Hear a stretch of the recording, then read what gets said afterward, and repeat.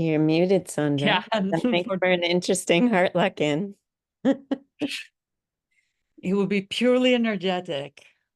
We heard about how virtual reality can create heart focused breathing without words and audio. So I was trying to do that.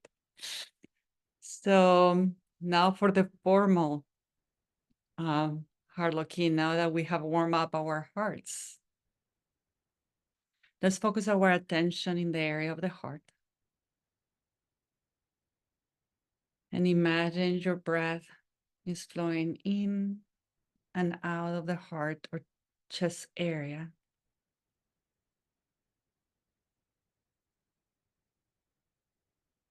Breathing a little slower and deeper than usual.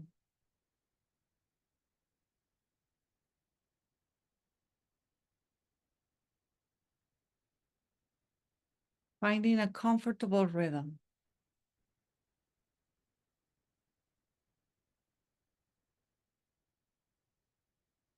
You may find helpful to count your inhale and your exhale and trying to make them the same length.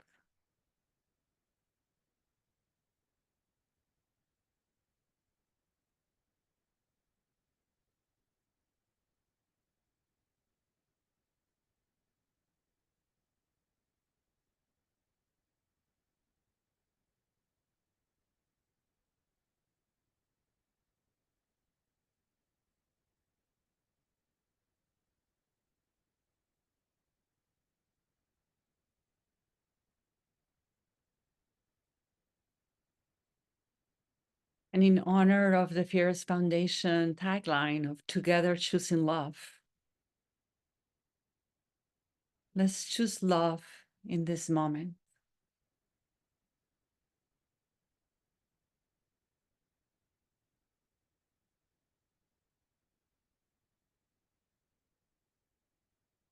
Opening the heart for unconditional love directly from source and radiated to ourselves first.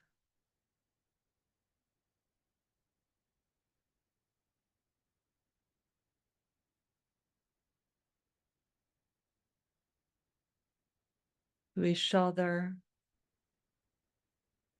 and in service to the world.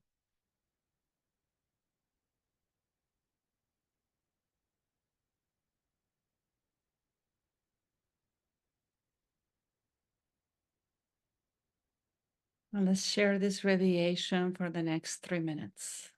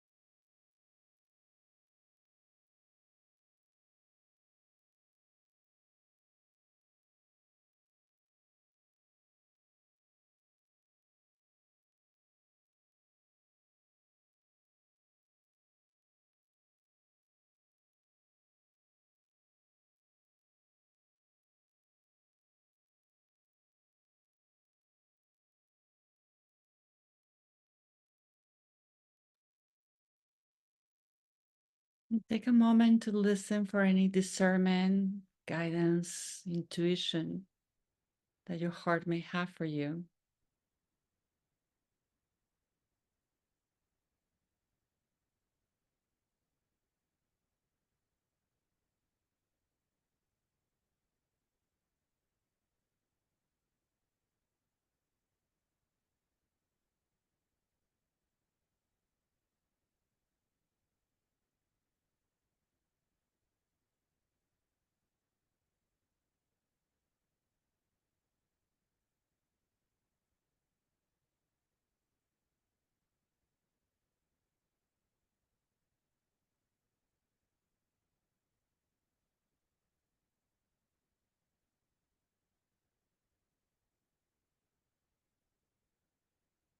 Thank you for this beautiful moment.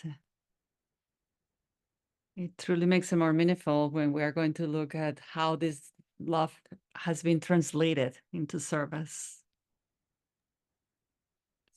Thank you, Sandra, for guiding us through that. And thank you all. I still have not seen Melinda come in the room. Lisa Marie or Sandra, does one of you want to call her? I will take care of it. I think she had another call she was caring for. And she might be late. Okay. Welcome to our Fyera Foundation annual report on our activities.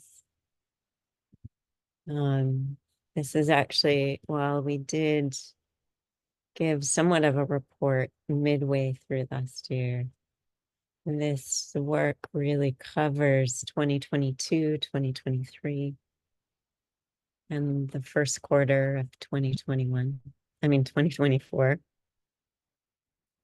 where we are now. I'm curious how many of you, at my recommendation on the Heart Start call, have been reading Tattoos on the Heart. I know some of you have texted me. I see Nancy, I know Jean Marie, Jean Wesley has, Marilyn has. This is a life-changing book, yes? I have Yes, too. without a doubt.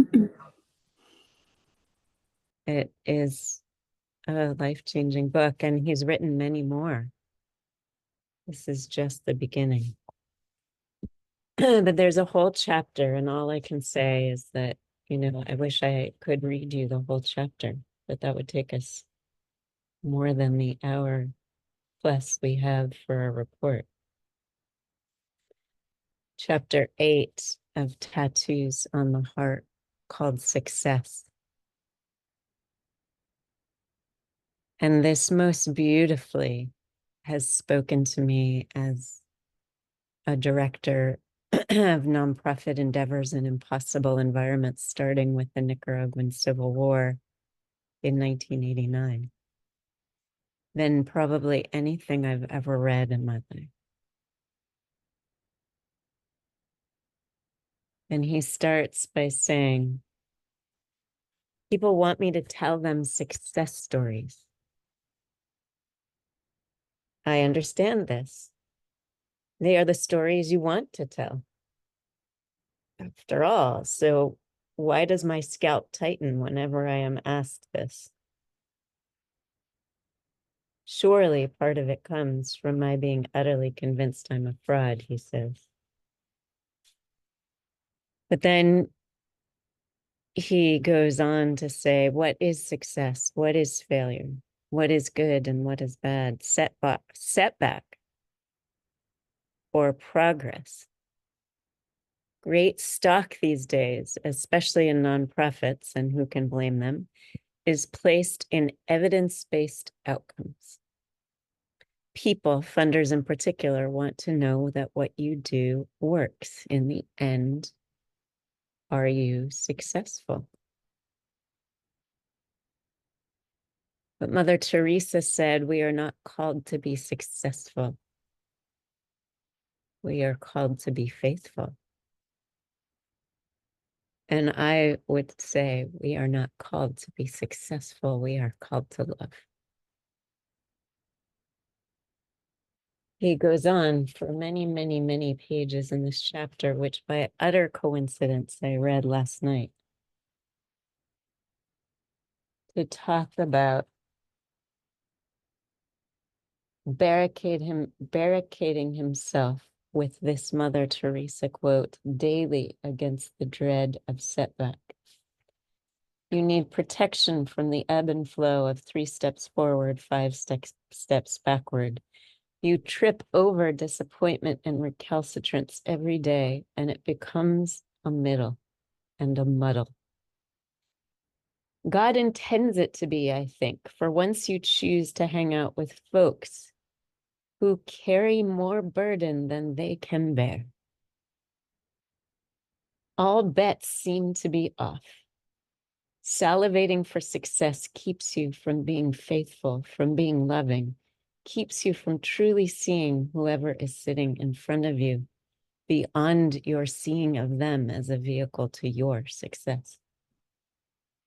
Embracing a strategy and an approach you can believe in is sometimes the best you can do on any given day.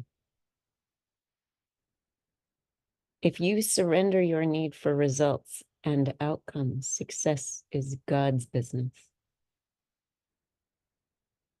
He goes on for many, many pages to tell stories that rendered me a blob of tears last night, stories that speak so deeply to my own journey as a 35-year nonprofit executive. Stories like Lashady, whose partner at 18 and the father of her now 1-year-old's daughter was gunned down while she was 8 months pregnant with him by an opposing gang. And Lashady approached him at a gas station with her daughter on her hip. Now, a year plus after his death, while he was on his way to do a peace summit between her gang and the opposing gang that killed her husband, saying, Gigi, I need to talk to you. Where are you going? He didn't think it was safe to tell her where he was going, because she was still avidly seeking vengeance for her partner's death. So she told him of a dream she had the night before of walking into a chapel where a child-sized, like a baby-sized coffin was at the front. And Gregory Boyle, the author of the book, was standing at the pulpit beckoning her to come look in the coffin. And he was smiling, and she couldn't understand it because she was dreading that it was her baby girl. In the dream, she approached the coffin cautiously, and out flew a white dove that flew all around the chapel. She was never someone that was open to a conversation about peace. And so she asked him, she said, what does the dream mean? What does the dream mean? And he said, well, clearly a dove means peace. It means God, he's a Jesuit priest, is calling you to peace. And she started sobbing, and her daughter in her arms started sobbing. And he had never seen her cry before in her life. And she said, okay, I will listen. Is that a success? Is it a success because hours later she was in a car with her gang, gunned down to death? This book has thousands of stories behind it like that. How do we talk about success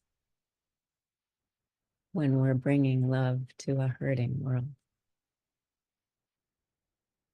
Is it a failure because she died? Or is it a success because she was loved?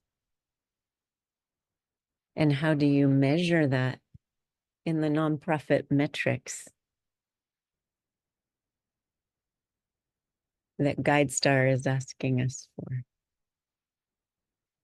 Is it a failure that Precious embezzled $63,000 from us, intended for wells and education for children and sustainable agriculture? Is that a failure? Or is it a success because we love her anyway? And she still sends me WhatsApps wanting to know that love is still there.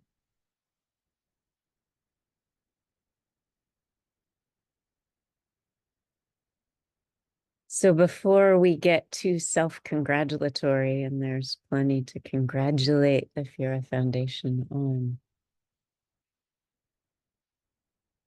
it's important to remember that the heart never stops beating to say, I did it. Not one time in your whole life.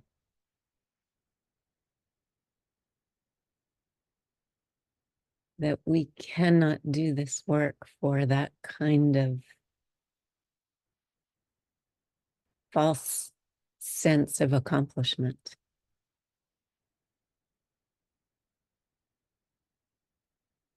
Because the only accomplishment is to love. It's the only thing that lasts.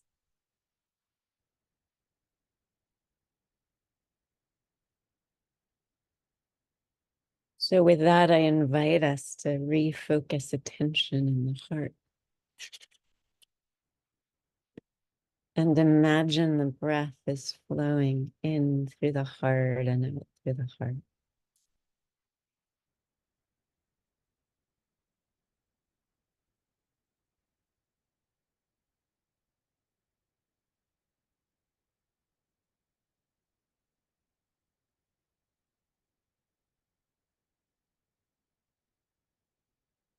And as a community, to take and make that mission as we look at the outer world activities that you've funded and many of you have engaged in. And add our love to it, and remember that's the only thing really we're here for.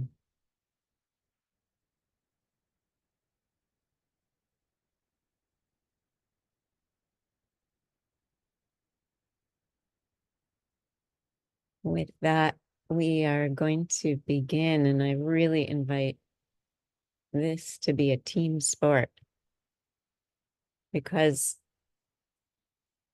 the activities themselves have been a team sport. So anyone who wants to jump in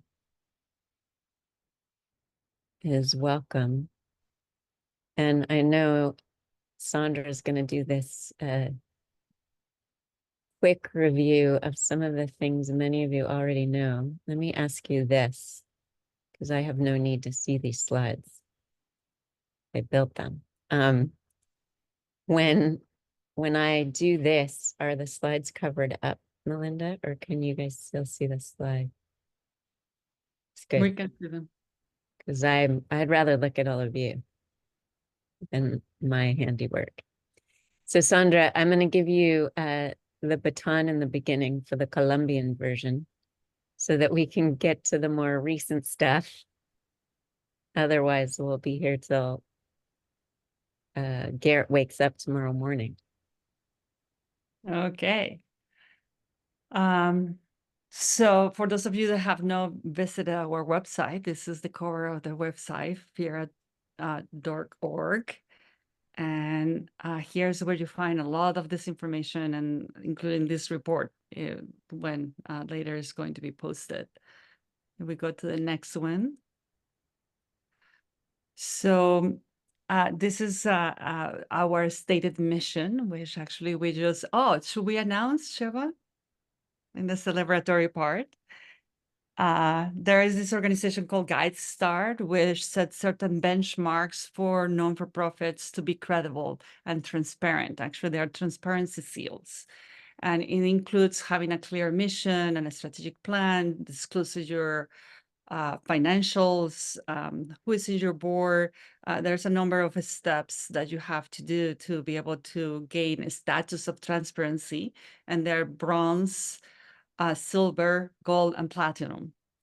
And as of last night, the Fyera Foundation has obtained platinum level of transparency by the GuideStar principles. So that's what this slide reminded me of sharing with you guys. So that is with deep appreciation to every single one of you, because it's through your support and love and enthusiasm that we were able to gather a lot of the information that was required. So like Joe said, it was a team sport. And Sandra and I worked on that late last night, and Sandra played a crucial role in bringing that to fruition. So thank you, Sandra. And I'm wondering for Jean Marie, if someone's willing, and David, to read our mission statement in its current form out loud.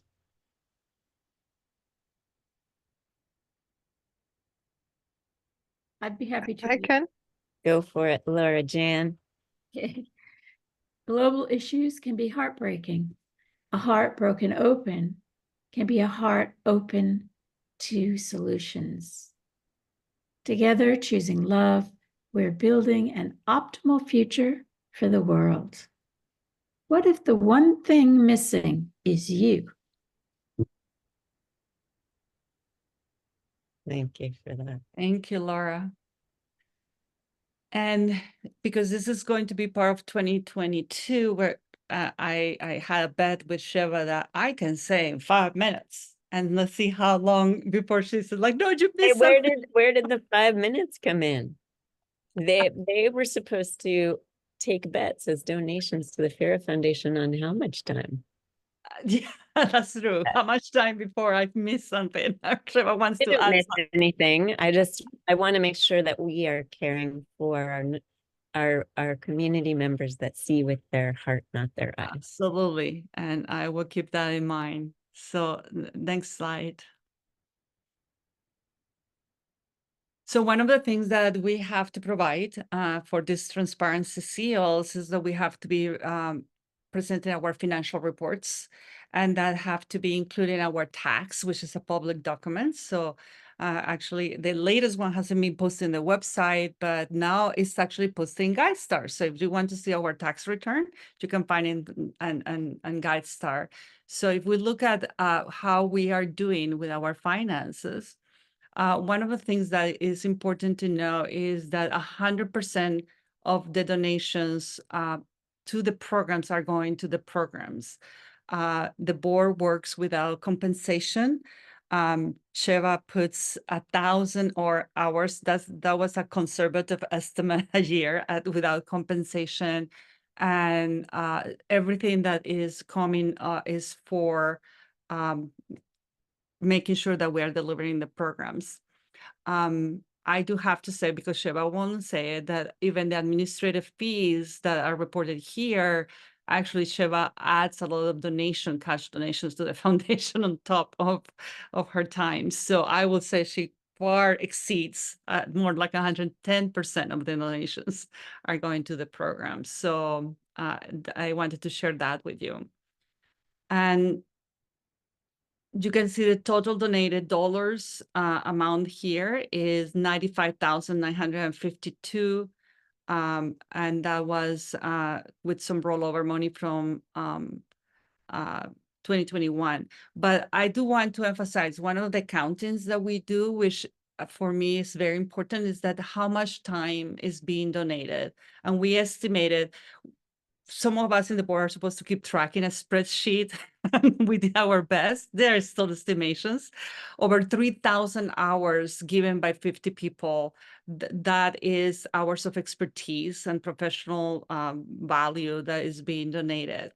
But last night, actually, as I was looking into the possible outputs that we're supposed to be adding to, because we started the process and that gave us the seal, but I wanted to put more.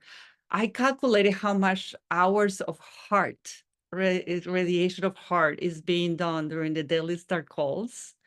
And I estimated that if only 10 of you show up to a Daily Star call, 10 of you radiate 2,500 hours of heart to the field. So I think that needs to be added to the accountant, Sheva, the financial reports.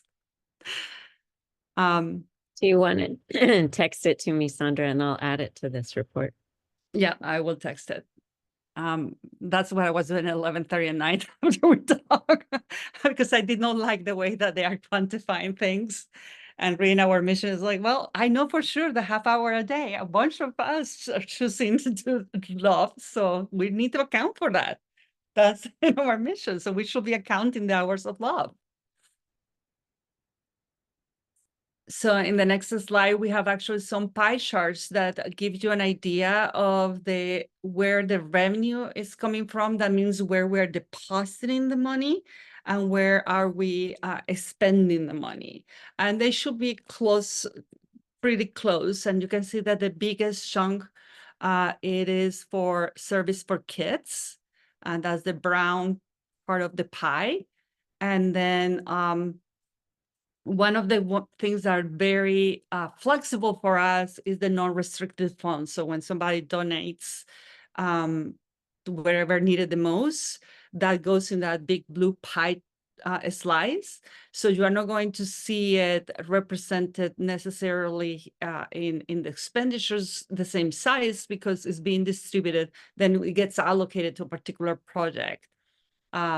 So I'm not going to go through all the numbers, but something that gives an example of that, how that gets translated. If you look at the brown slides, refugee resources for refugees, 9% of our net revenue went there, but 13% of our expenditures went there. That's because that unrestricted money then goes to fill the holes when the need arises.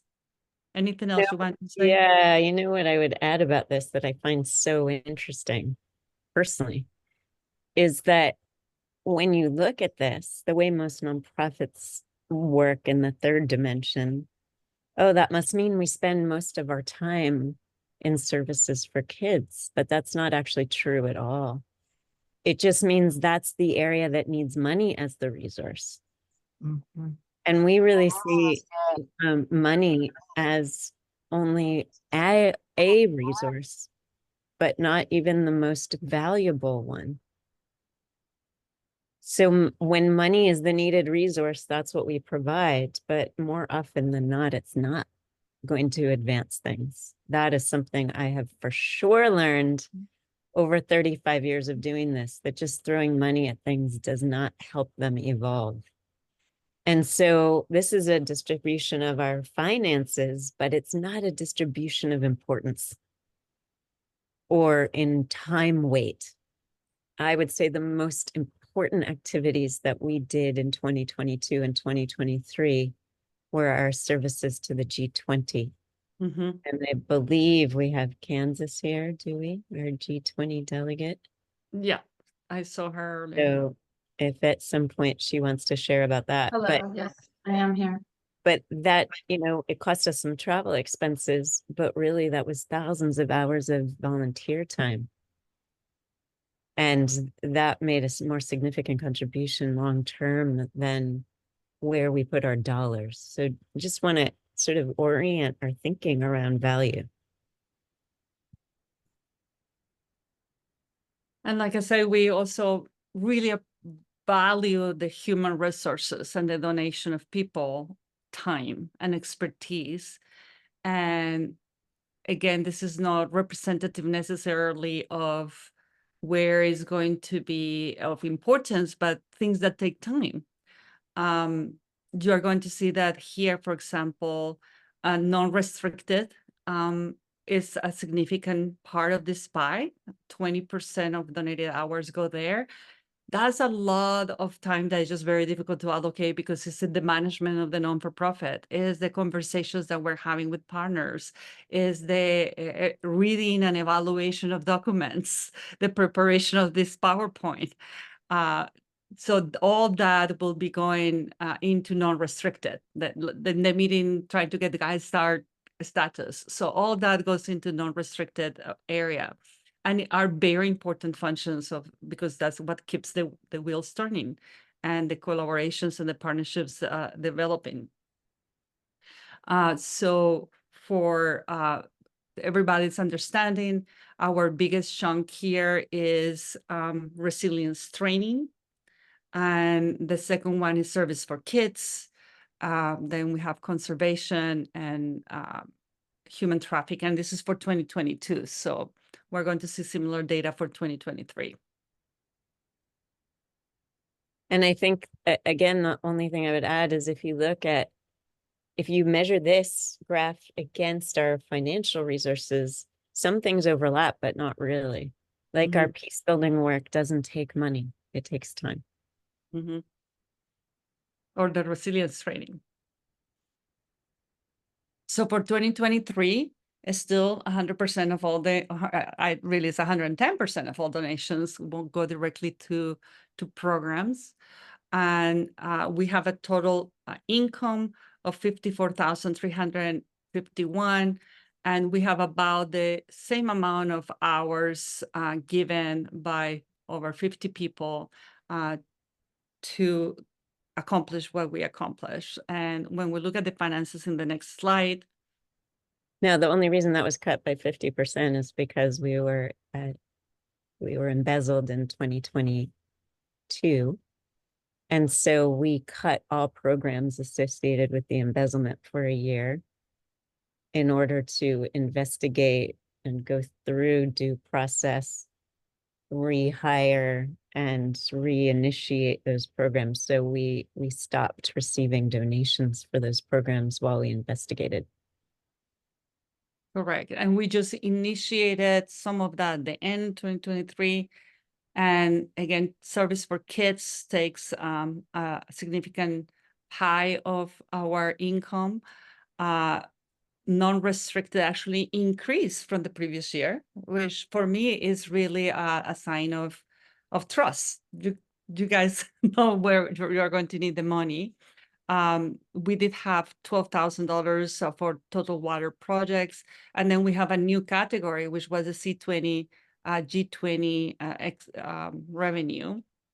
And then when you look at the expenditures next to it,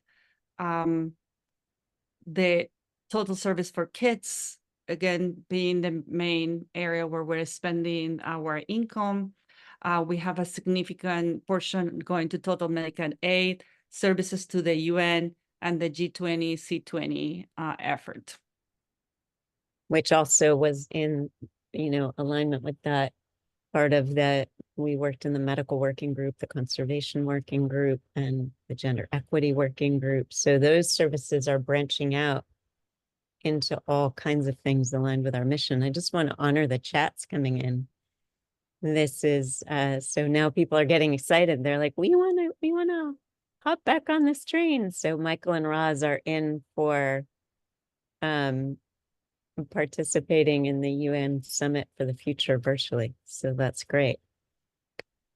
Yeah, and for example, those hours of all those you get there attending UN meetings virtually, they were not counted here. So when in the next slide for volunteer work. So if you guys want, we estimated them because we know you attended. So we estimated how many hours that was. But it is really helpful for us if you let us know that you're at yeah, send us your hours. Now you see what we have to report these things. We get to report these things. So it seems like we have still the 3,300 hours. So we have, that's pretty stable in our normal line of business, but we did have about 1,500 hours of delegates to the C20. That was Kansas and her daughter, and I forgot who else attended, but we have a couple more people attending. Lady and yeah. 4 days plus travel. Months. But yes, so these are in addition to the base of the 3,315. And in addition, again, in these hours are not counted Sheva's hours of like relentless work until 2 in the morning doing things. And also something that was very difficult for us to account, I mean, we really try, is the number of hours that we spend writing policy and responses for the C20. We were busy responding to requests, not recording how many hours we were spending responding to those requests. So I'm going to let Sheva continue with the project reports. Oh, thank you so much, Sandra. So we have, unless Melinda or Lisa Marie or Kansas want to jump in. You want to do some of this, you all?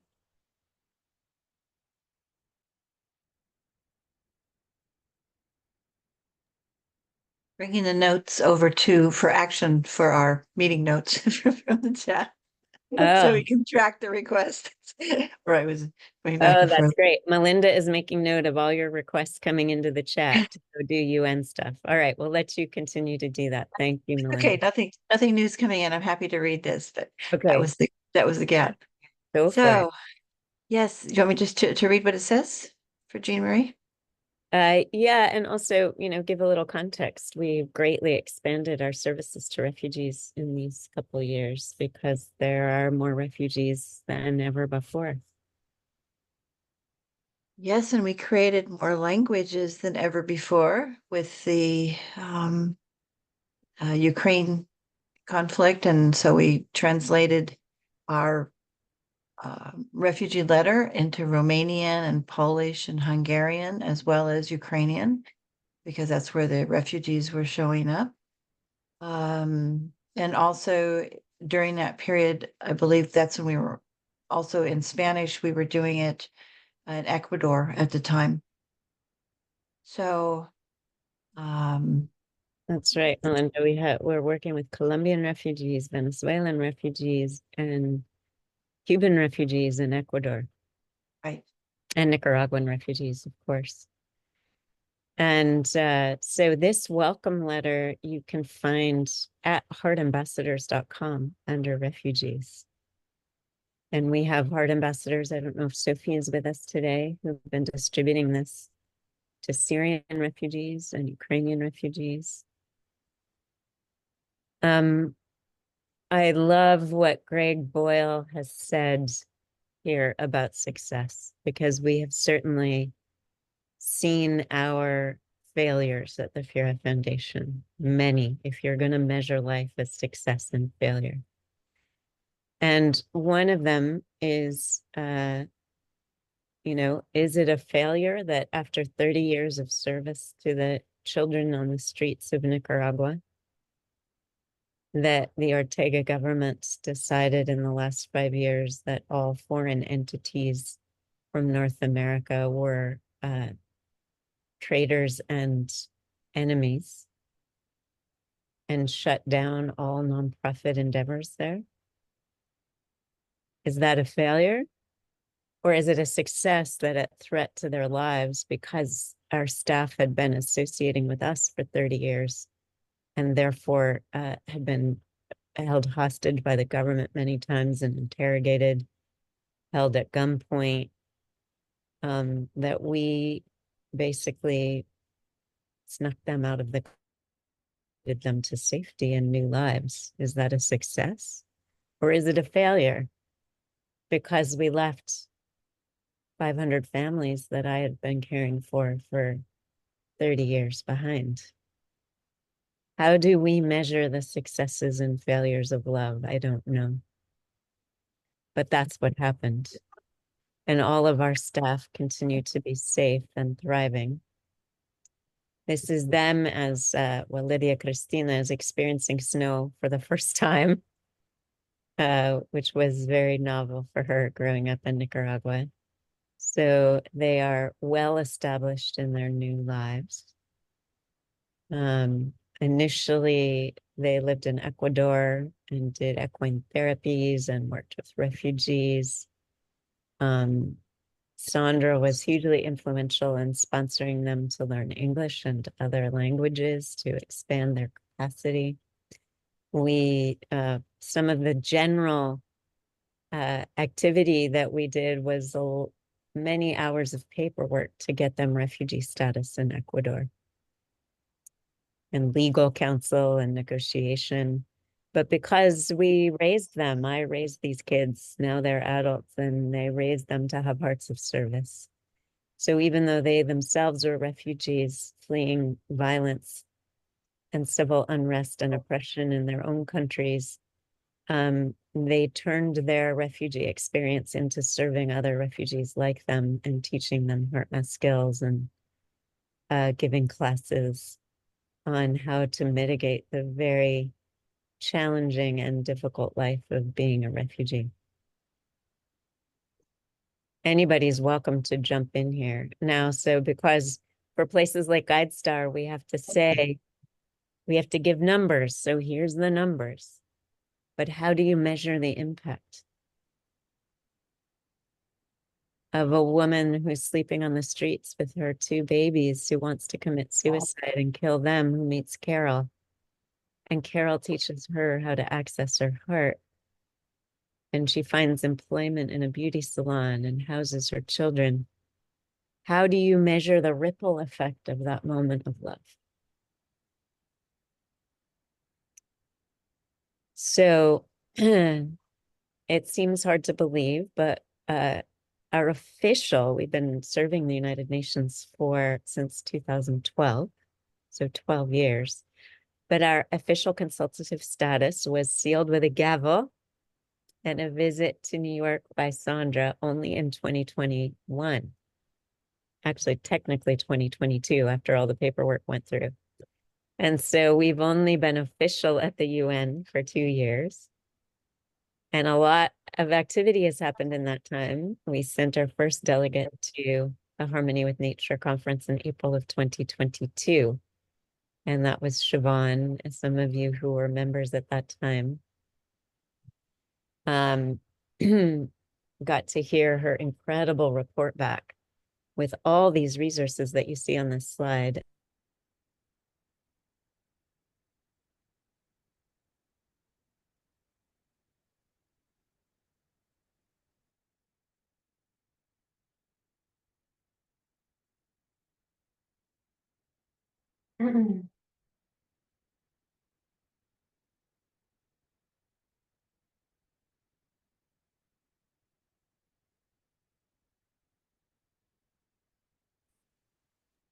I think Sheva may have frozen. Okay, you're back, Sheva. There you go. Did I see Garrett's hand go up? No. Okay. It's like at an auction. He's not bidding. Okay.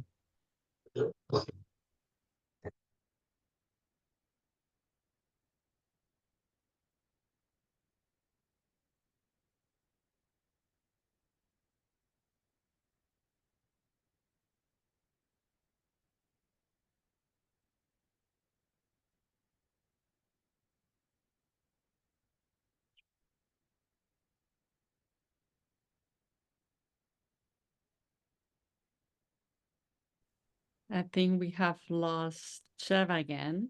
Yeah, looks like it. Uh, does anybody have the host pack? Did anybody become host? Does anyone have any questions? Are we good to keep going? Is this Okay, Lisa Marie, you are the Yep, host. Do you have that's- the presentation downloaded? I do. Let me grab that right now. One moment, please. If you want to put it up, I can continue. Or make me host. And just to verify, this was the 2022. There were 2 PowerPoints. Actually, there was one that says 22-23. That's the one. Yeah, that's the one we're in. All right, I've got it right here. Let me get to the page. And we'll keep going. All right. Share screen. Oh, sure. I think Sheva is back. I Did I- lost my power. Did You I- lost your power. Did you lose your power because I came back? Isn't it supposed Yeah. to be there now? Takes a So team. maybe make This- Lisa Maria and I co-host so that we can put up the slides if it happens again. We are ready. We were about to continue. Sounds good. Thank you. Let's see. So, this is actually an interesting point to me, which is the UN stopped doing Harmony with Nature conferences this year. And I don't know if there's any way we can advocate or lobby to bring them back, but that was something they did for 2 decades. And it didn't happen this year.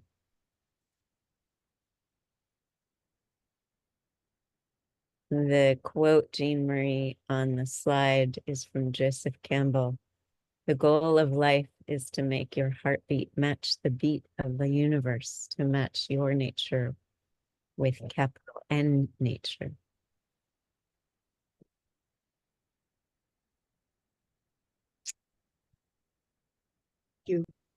So, a quick little bit of background on our water projects. We got involved in water projects when the Water Bearers was formed. Do you remember when that was, Melinda? A long time ago, Long maybe time. I don't remember what year. Yeah, but for a long time. 2014, I want to say. It could have been about 10 years ago, where some very longtime friends of mine, Sprite Loriano, partnered with some new friends of mine, Erin Toppenberg, who we met because her husband was the president of Oprah Winfrey Network. And I was his personal coach, and we were doing some work with Oprah, or the Oprah Winfrey Network at the time. And Erin and Sprite, with another partner, Jane Brighton, who I didn't know, started a program called the Water Bearers, with a mission to bring pods of women together to raise, at the time, I think the first ask was $5,000. And $5,000 would buy 10,000 people clean drinking water for 10 years. And the goal was to have 100 women do this. And HeartAmbassadors came in as a pod, and we did our first $5,000 raise for water. And that set us on a long journey of getting involved in water issues around the world, including with other partners like the Rushert Water for Africa Fund, where we've partnered with them to dig many boreholes in Zimbabwe. And it was through that portal of our involvement with water that we started partnering with Precious in Zimbabwe to dig wells. And we actually had 2 partnerships we launched at the same time. Happy to answer any questions about this, by the way. We're not going to spend a lot of time on it now. We've done whole town halls with you in the past, for those who are around, about what happened with the successful water project and the failed water project, if you want to call them that. But in essence, our most successful water project was Chikupo School. And we'll have some updates on Chikupo later. Do you want to give just a quick report on how many kids and families received water at Chikupo? Yeah, so this well was within the school, so in that way it's maintained safe and is supported by the community, and is providing water to 1,200 students and a total of 8,000 residents. But one of the things that happened is that now, because there's clean water at the school, they're able to cook for the children at the school and ensure that they have at least one nutritious meal a day. And we're going to talk about this later, but pretty much it has progressed into a garden project to be able to sustain and repair the well. And also there is fresh vegetables that are being then provided to the children to improve their nutritional intake. And the excess is being sold to the community.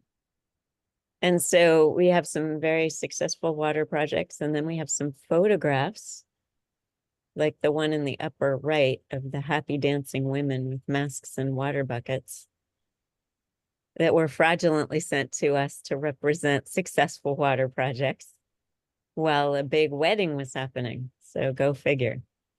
We had to do some internet forensics, and we actually presented the fraud at the United Nations to support other NGOs to understand how to identify fraud early on, because it turns out to be a huge problem in the nonprofit sector.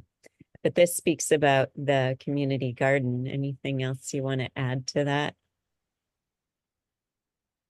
The garden continues in production right now, and it has been following sustainable agricultural practices. We have our project manager, Easton, visiting recently. And we are right now about to evaluate sending some money for some repairs to the well so that this can continue. And the part that I'm the most excited is because now this has been stabilized. Now we're moving to, for me, is the most important planting of seeds, and is that Easton is being trained as a HeartMath trainer in Resilience Advantage. And he's going to start delivering Resilience Advantage to the children at the school and the community, and start doing that training in the community as part of this program. Yes, very cool. And the quote on the slide, Jean Marie says, is from Buckminster Fuller. The best way to predict the future is to design it. And that's what we're about here. So, you know, we thought that we were helping Zimbabwe initially with building sustainable agriculture and schools with Precious. And instead we were helping them by exposing corruption and fraud. We were not the only organization she defrauded. And so there's a full audit report on the presentation. If you want to read that, we conducted a third-party audit, and we also worked with the FBI and Interpol. And so this was a big learning experience for us. But in summary, our donor support for exposing the fraud, and many of you were donors that contributed to this heartfelt field. I'm looking at Shandel, whose family lost the second largest sum of money to this. $53,000 was assessed to have been embezzled by Precious over 2 years. Since the creation of this slide, we found another 10. Donors, I personally offered donors refunds from my own money. Only one donor requested that I do that to reinvest money in programs that were functional, and only one donor requested a refund. All the others honored that it wasn't an issue of success or failure. They were grateful we uncovered what was happening. And only one donor stopped supporting it. As you saw, our general fund went up the next year because we tried to get donors to stop giving us money. And they said, no, take it anyway. Just do something good with it now that those programs aren't happening. Well, that's a testament to our community and who we are to each other. One donor called us the badass Charlie's Angels.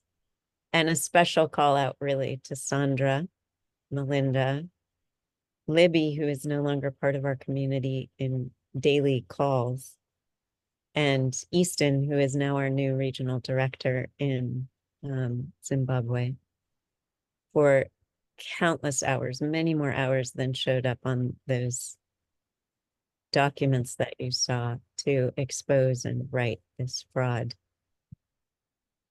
And as a result of exposing the fraud, new partnerships were formed. Because we had to do a lot of due diligence in Zimbabwe to figure out what was going on. And as a result, we found organizations that are working, and we were able to fund and help children with those donor dollars while we reset up our programs. And so we put Rugare orphans that wouldn't otherwise have had an education in school after the fraud. And we presented, as I mentioned, at the Commission on the Status of Women, and the video of that presentation, which was very well received and actually attended by an elected official from Zimbabwe. That this, I probably received more communications about our fraud presentation than any other presentation we've done at the UN, because it's like a big elephant in the room of the nonprofit sector. And nonprofits tend not to be transparent when it happens because they fear losing their donor base and their good faith audiences.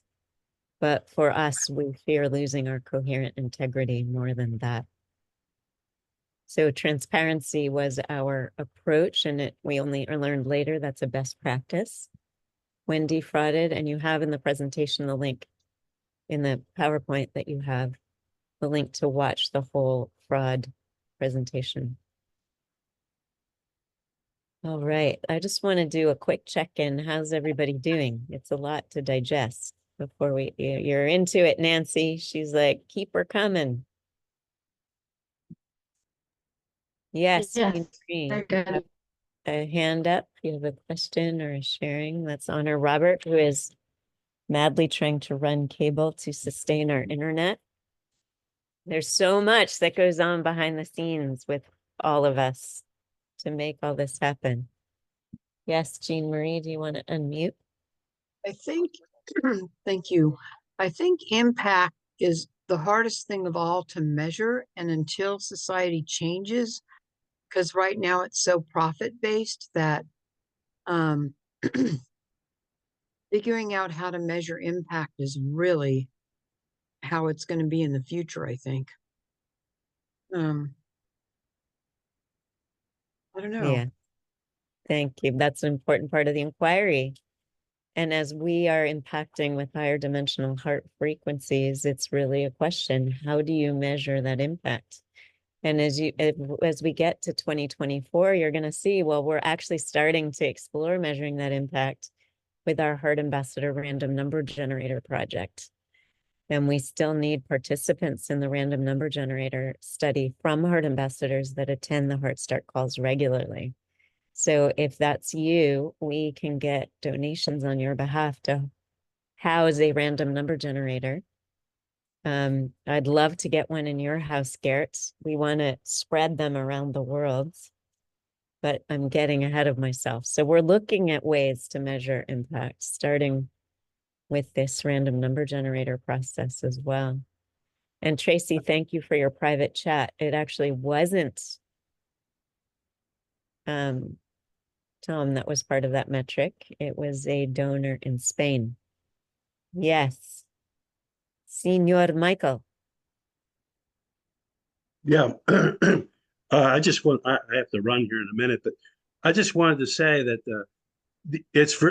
you were right. I mean, there's everyone on this call is involved locally in something that has spin-off and an impact directly from Fyera. I just spent a week in a nature program with children. I'll tell you, it was one of the most moving experiences I ever had. Because of discovery and because of the smiles and because of their connection to nature. Had I not been a part of a Heart Ambassador, I may have not even known about this program or have been interested in it. So I think the spinoff is immeasurable. I really do. And I would hate to see us get bogged down in trying to figure out ours, because it's really about how we touch people. And for me, it's the smiles on people's faces. That it's that whole thing of discovery, of that they have choice. You have choice, and the beauty of nature. It's just phenomenal. Thank you. Thank you, Michael. All right, shall we look at our peace building activities?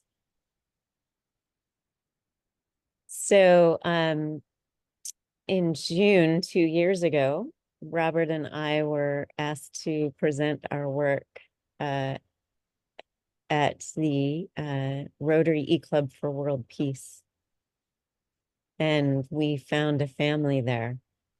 So Rotary is, as many of you discovered when we ran our Institute for Economics and Peace and Rotary combined course a couple of weeks ago, Rotary has peace building as their second priority next to ending diseases that are preventable with vaccination. Once they eradicate polio and cholera and malaria, which they have a very solid timeline for doing, then peace building is the next priority in their list, but they're very actively working in peace building on the global stage. And so once we presented there, the Fyera Foundation and HeartAmbassadors joined Rotary. We are still members. You all have a standing invitation to attend the E-Club meetings with us on Tuesday evenings. Jean Marie joined as her own entity. And we've also helped Rotary with their polio eradication efforts. And so we're very active members of the E-Club for World Peace. We've brought speakers there. In fact, one of our most recent collaborations with children in South Sudan was born because they presented at the E-Club. And so we meet a lot of folks there. Sandra, you want to talk about our adventures with the Chilean delegates? This was one of a life-transforming experience. So we were invited to participate in a training with 12 of the constitutionalists and women that were part of the group of citizens that have written a constitutional proposal for Chile that was very innovative, where, for example, nature had rights. And the constitution proposal was voted down. And these women were so defeated and felt like all the hours and time many of them have left their family for over a year to attend and be in the constitutional process. And they were kind of trying to find out, was it worth it? What happened here? And it was amazing to see the transformation through learning HeartMath tools and connected to their hearts and the true care behind their participation in this effort just light up again in their hearts, and then start finding ways that they were going to be able to serve again. 7 of these women, we invited them all, but 7 of them were able to accept the invitation to travel to New York to participate in the Commission of the Status of Women. And in preparation, I always get emotional when I share this, because in preparation to how they were going to talk and how they were going to show up and what they were going to say, we had some additional training and meetings to help them prepare for their presentation, because they were doing a presentation. We were put in breakouts to practice coherent communication and kind of what you want to say and why you were there, where you were going. And the person that I had the honor to be in the break room told me one of the deepest truths, I think, and she's a person of part of the indigenous community in Chile. And she said, the only thing that I want people to know, and the most important thing, is that we are all connected to each other and we depend from each other, from nature and everything that is alive. The moment that we understand that, we don't need any other rules. We don't need any other standards. We don't need any other rights, because it will be the most natural thing to protect each other. So to hear from somebody who had their heart broken trying to deliver that message, and to see it again emerging like a phoenix, ready to be delivered to the world, that was very inspirational. It's a testament to how the heart muscles work. The picture you see here is Sandra and I training the women through the Mighty Heart course with Scylla Elworthy, which is how we met them, through the Business Plan for Peace and our partnership with them. At the end of the Mighty Heart course, we did a freeze frame together. And during that freeze frame, my heart said, why don't we send these women to the United Nations? And when I extended that invitation to them in that moment, I said, well, here's what my heart said in the freeze frame. It was like watching an iceberg slough off and, like Sandra said, Phoenix rise, like suddenly new hope of influence came into them. And their presentation at the Commission on the Status of Women, while our fraud report was our most talked about, theirs was by far the most attended. We had hundreds of people from all over the world attend their presentation, which you can also watch. I believe it's on a different slide, the link to watch their presentation in Spanish or English. And we had, it was the most complex presentation we did because we had multiple rooms where people could listen in different languages, and they produced a book about their presentation that's also linked there. They were And- on fire. And now that I'm seeing this, and with the comment about that we should measure smiles, I wish we had a picture of that collage that they show of them in New York. The hope, the brilliance, the flags, and they made this poster, this piece of art for Sheva, that is this beautiful heart. And they all contribute while they were there. So if we were to measure by heart and smiles, I would say this is one of the most successful things that we have done and collaborations that we have had. So we need to add the smiles part. So shortly after that journey, the war broke out in Ukraine, between Russia and Ukraine. And within days, PricewaterhouseCoopers had contacted me and brought me in to do trauma interventions for their staff in Poland, because they had shut down their offices in Ukraine, and most of their employees had fled from Ukraine to Poland and were living with other office workers in Poland. So employees of PricewaterhouseCoopers in Poland were now not only doing their daily jobs, but were also hosting highly traumatized refugees from Ukraine. And we had many, I'm smiling because Garrett always sends me an email when I schedule a private session with him. Are you sure you can meet that late? I'm like, oh, this is just when I start my European shift. We had many all-nighters that we pulled with PricewaterhouseCoopers in Europe, helping them through that initial period. But we also had the privilege at the same time of speaking to the other side of the conflict through our Rotary Club in St. Petersburg, giving them skills for technical peace building in a very mindful way for their protection.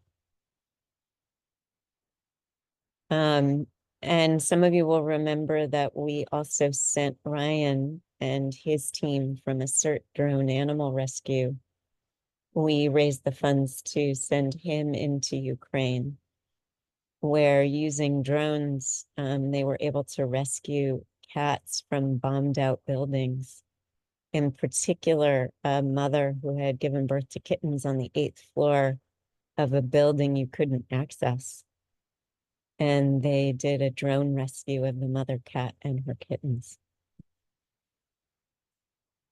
All told, he rescued over 50 cats. Some were reunited with their refugee families, and others he actually brought back to the United States to rehome. So we did a full interview with Ryan, which is available in the Dropbox. And we continued our legacy of working at the high-level political forum. We first attended HLPF at the UN in 2019, where Robert, Scylla Elworthy, and I, and her then executive director, Teona, gave a 3-hour workshop in partnership with UNITAR and the UN Department of Economic and Social Affairs, which you can access on our website. If you want to watch the full workshop. This is in 2022. Robert and I submitted a written statement to the high-level political forum on the current crisis in healthcare globally.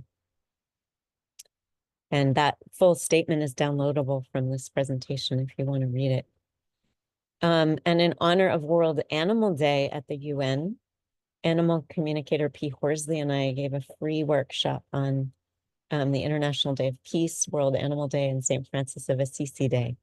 And that workshop is also available on this slide if you want to watch the full thing.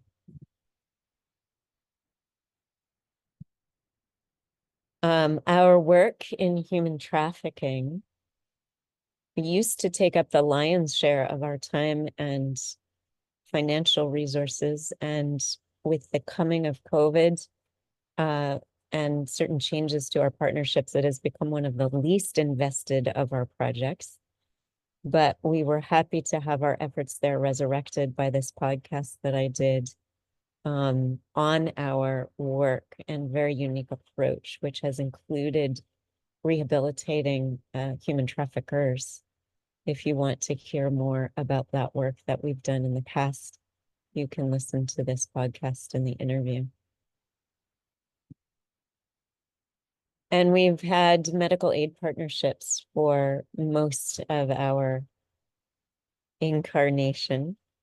And among the most important is our collaboration with the Red Cross, which I think reached its pinnacle in 2022.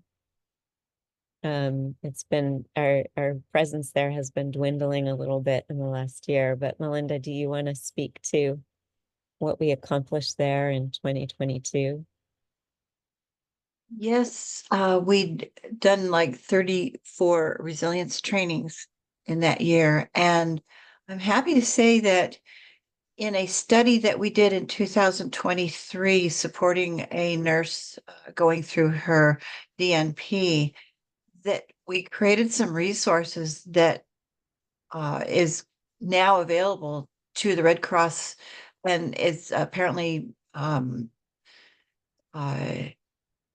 Linda McIntyre is referring people to it. So they are very grateful that that resource is now there. And it's only because of another presentation that we did for a pilot program and she was doing for her report. So it's ongoing too in digital form. Basically it's become less time consuming, but still so we've trained employees as well as volunteers at the Red Cross and had our work embedded in evacuation shelters. So Linda's picture, who you see here, is the chief nurse of the Red Cross, and we have an official MOU, a memo of understanding with the Red Cross that ties the Fyera Foundation as a direct partner. And so we've worked with their human resources department, their biomedical services, services to the armed forces, and of course, disaster cycle services.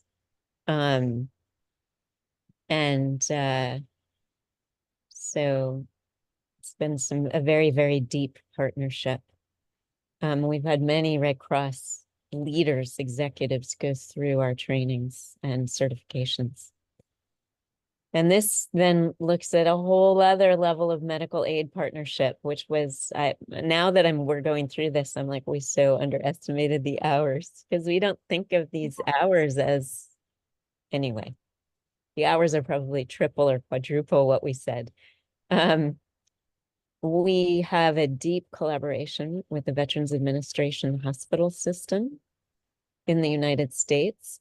It is the largest single provider of healthcare in the world.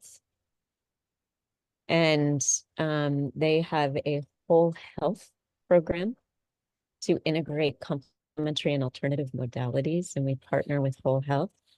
And we were hired by the VA Tennessee VISA 9 and also contributed our own donor dollars to create a program that is available as an elective course to all of you who are Heart Ambassadors, called Freedom with Pain.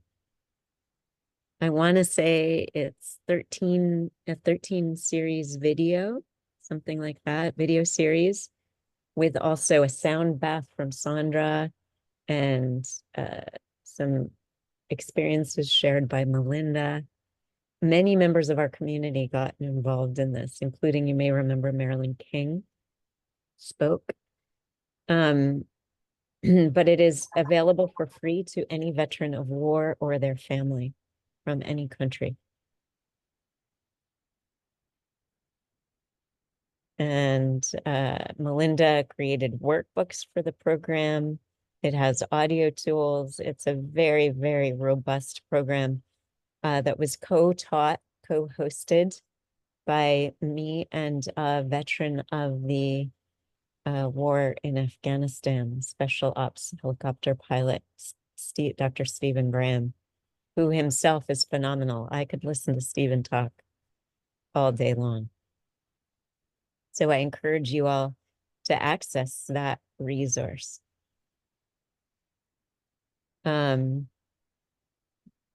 with Pain is actually, is it a success or a failure? It's one of those, because as happens, there's a lot of churn at the VA, and the whole health director that I collaborated with to create Freedom with Pain left his job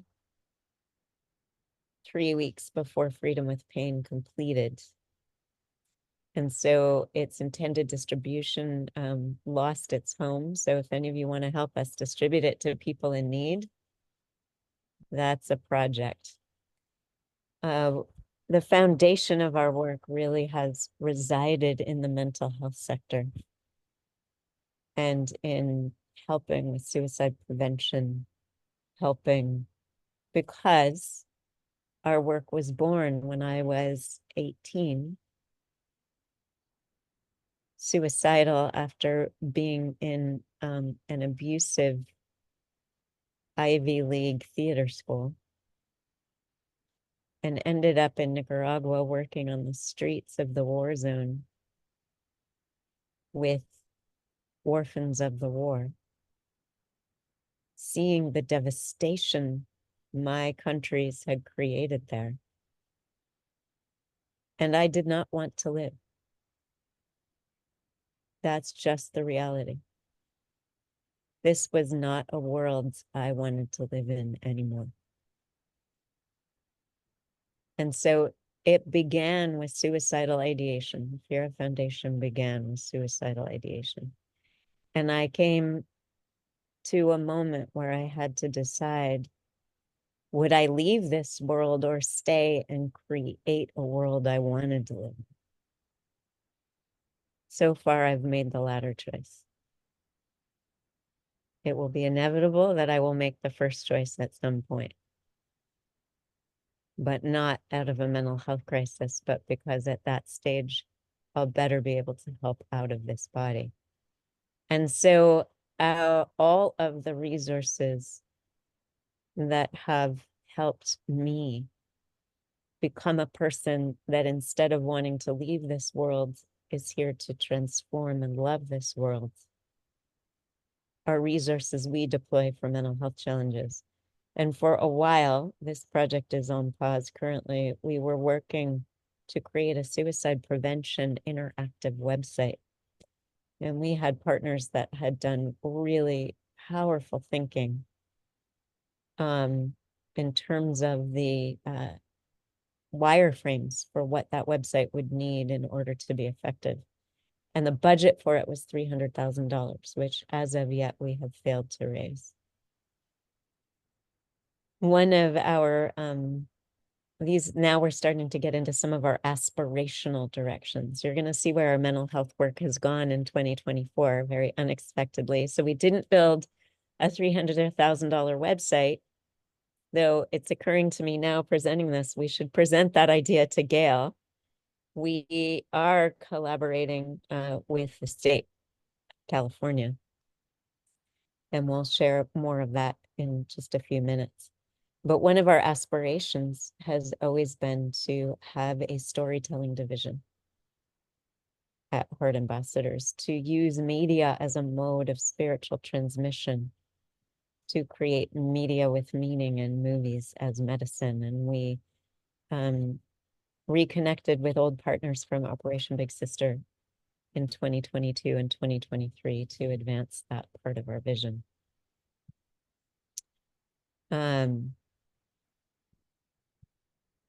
We also at the Fyera Foundation have the luxury of not just doing big projects, but helping individuals in need.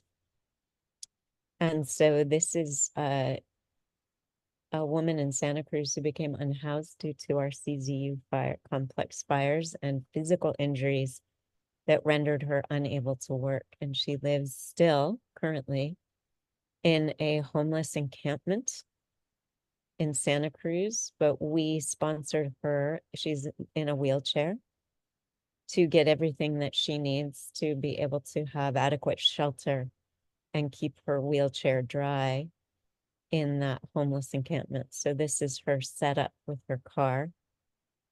And we sponsored her up. So she says, I can back up to my canopy now and get my wheelchair, groceries, laundry out under shelter because we have a very intense atmospheric river rains here. So my wheelchair will stay dry in the grain. I'm so grateful. I've cried quite a few happy tears. These little things are a huge improvement in my life. We also helped fire survivors once they were rehoused get their belongings out of public storage because the government stopped paying the storage. So the storage units, their policy after a certain number of months is to auction off what's in storage. So they not only lost their homes, but they were about to lose all their belongings.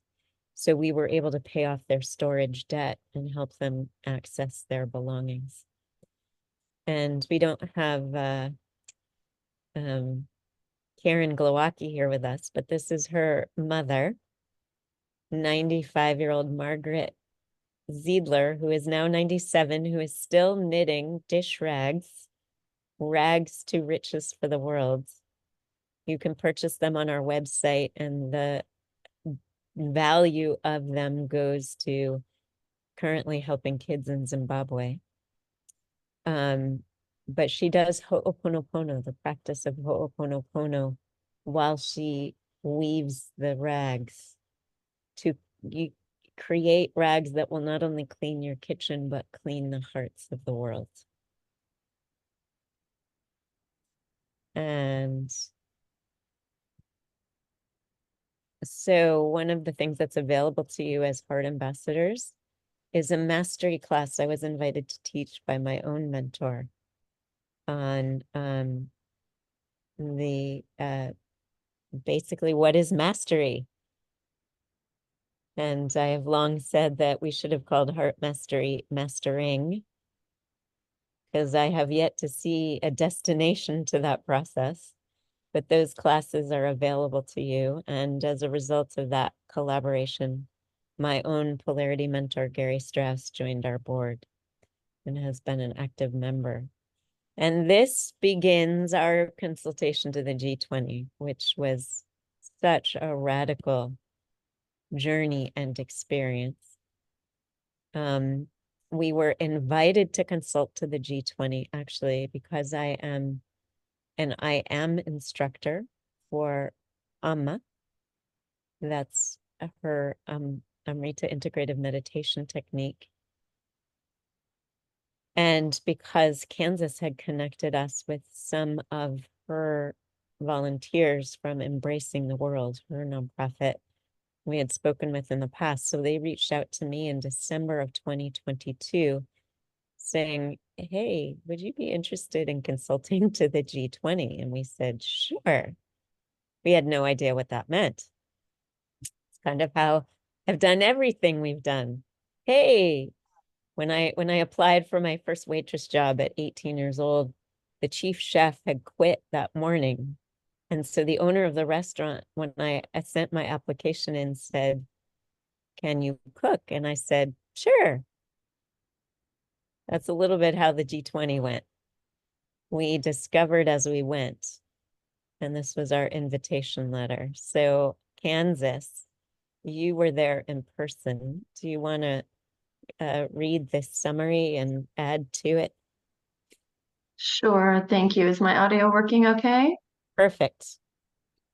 Beautiful. So we sent 4 delegates. I was one of them, along with my daughter, Phoenix, who is a youth ambassador, and participated in 5 working groups. Originally, we had set the intention to participate with the integrated holistic health, which seems like a natural fit, but actually there was a lot of magnetism and draw to participate in the gender equality and disability working groups, as well as the sustainable and resilient communities, which could be looked at as the environmental or climate change group. And there was also outreach with digital technology and transformation and education. So it was really across the board that Heart Tools and Fyera Foundation and everything that kind of a culmination of everything that Fyera has done in the past 20 years found a place to really give applicable, actionable care and send heart to. We submitted 4 best practice exemplars, presented a best practice poster at the Integrative Holistic Health Working Group, submitted 20 policy proposals. Okay, that I don't is know how about, many whoa. champagnes. I was like, yeah. If you could imagine how many pages each policy proposal is, that's a lot of hours clocked. Yeah. Go ahead. Yeah. How many hours and how many collaborative Zoom meetings. Lots of them. It was fun though. We loved it. We never knew that we would have so much fun writing policy, did we, gang? Awesome. And the beauty was that so much of this happened spontaneously, I would say, organically, spontaneously, in the midst of busy work schedules that were already very full, was this incredible motivation that was really powered by heart to stay up at all hours and do another full-time job.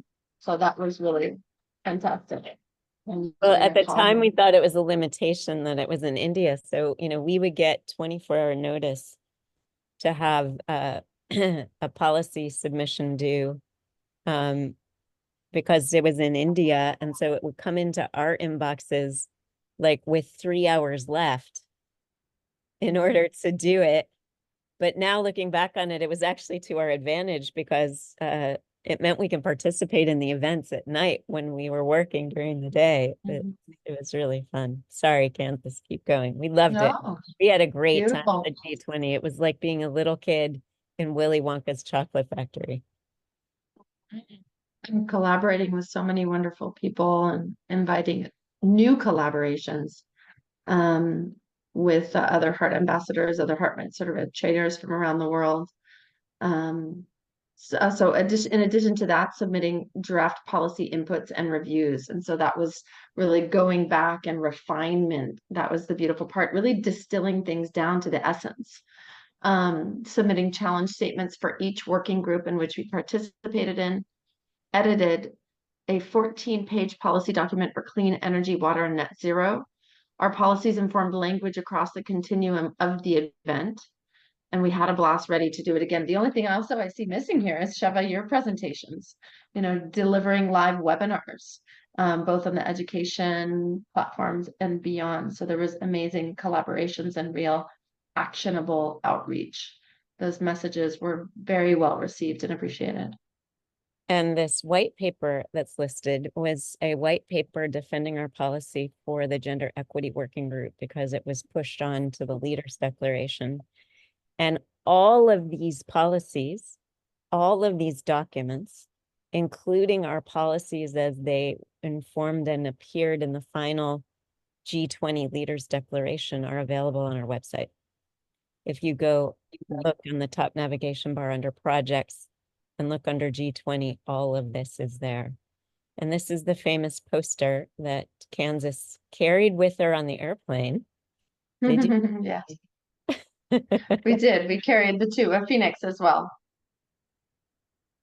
Yeah. And Michael in the comments is speaking about the other spin-off that was created.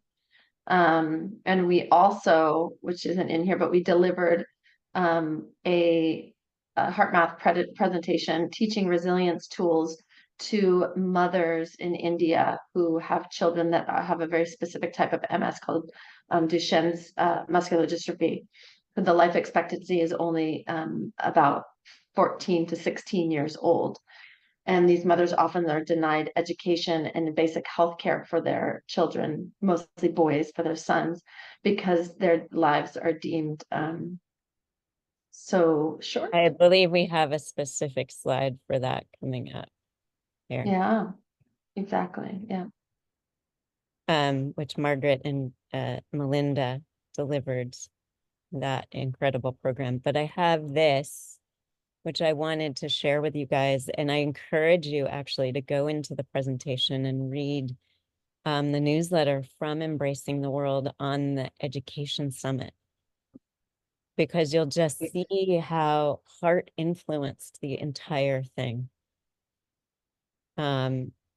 Emphasizing our education system needs a total revamp so it can create more compassionate people, more who express love rather than hate. That was the spirit of the whole thing. And these are our policies in real time getting added to the policy submission. So you can imagine we're here watching and checking our WhatsApp in North America, and Kansas is sending us little videos and, oh, here, they just put your policy on the board. It made it to the final four. And we're all like sending heart. It was like a sporting event. That was the fun part of it. Oh my God, we're up there. You have to imagine our policies were being filtered out of thousands of policy recommendations. Mm-hmm. And these are two of our delegates. Well, actually three. Lady is here on the left. She attended, was it the Education Summit that Lady attended for us? I believe so. Yeah. And on the right, we have Kansas. You'll recognize her and her daughter, Phoenix, who just graduated from high school on Saturday. Hello. Mm-hmm. Yay, Phoenix. But she was already a delegate at the G20 before she graduated from high school. That's what's possible. And here she is among a sea of other youth present at the G20. Anything you want to say about this photo, Kansas? Oh, this was just such a powerful moment. This was the culmination of the Gender Equality Summit, and it was held on a campus that is a university campus, but they also have a program, a residential program for mostly what we would call, an indigenous or village or forest dweller children from throughout India. And over 60% of them are girls. And they're provided, all clothing, all education from kindergarten through university. And so that program was highlighted as being a success. And Bhubaneswar is a city that actually has, they host the women's field hockey championships. There's a lot of gender equality there, a lot of, especially in contrast with what you see throughout the rest of India. So it was a very empowering, optimistic gathering of women and hearts and men who are interested in bringing balance to the divine feminine, I would say as well. That was the enthusiasm, was not just kind of the out of balance, but it was really just this renewed optimism. And the other success that came out of that, I would say, was that the disability working group will be its own working group and will not be grouped under the umbrella of gender equality. Which makes so much sense. This is what Kansas was speaking about. I was invited and actually brought also Jeff Golitz from HeartMath Institute to a panel discussion at the G20 on education in disasters, including civil unrest. It was a very, very powerful discussion. And again, you can watch the whole thing on our website. And without us knowing this, did you take this photo or did Lady, Kansas? I took this one, yes. And this was another beautiful surprise because it's a very full packed schedule. And so we had a few moments in between programs where he had finished the main brainstorming for the policy declarations. And then we had a few minutes, so we came back in and they were going through all of these udaharans, which are basically best practices that they're highlighting from different NGOs and grassroots organizations that had submitted around the world. And we sat down, and in 15 minutes, here we see HeartAmbassadors highlighted on the screen. There was no mention of this. They simply went through all of the submissions and chose what they deemed was useful to broadcast for the entire conference. We had no idea that they'd chosen us as a best practice. Mm-hmm.